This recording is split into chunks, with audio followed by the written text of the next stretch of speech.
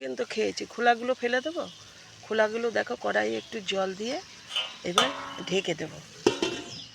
এবার খোলাটা একটুখানি ভাপিয়ে নিই। পরে দেখো একটু পেঁয়াজ কুচি, লঙ্কা চেরা আর ধনেপাতা, তারপরে আর কি দেবো বলো তো, বড়ি ভেজে দেখো পোস্ত দিয়ে বানাবো।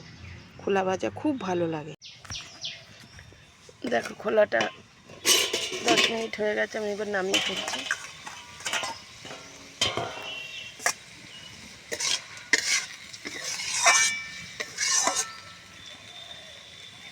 দেখো হয়ে গেছে, আমি এবার নামিয়ে ফেল ভাপিয়ে নিয়েছি। এবার কড়াইয়ে তেল দিয়ে দেবো, বড়িগুলো ভেজে নেব। কড়াইয়ে তেল দিয়ে বড়ি ভাজা তেলের মধ্যেই আরেকটু তেল দিয়ে দিয়েছি, শুকনো লঙ্কা, কালো জিরে ফোড়ন।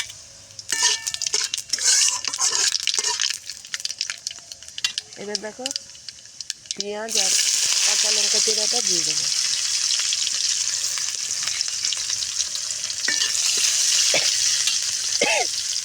এরপরে পোস্তটা দিয়ে দেবো।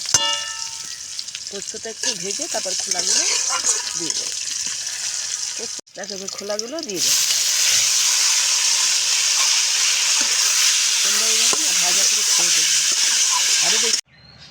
দেখো পোস্ত দিয়ে আর বড়ি দিয়ে আমার খোলা ভাজা, লাউ খোলা ভাজা রেডি। তোমরা এইভাবে খেয়ে দেখবে, কেমন লাগে জানাবে।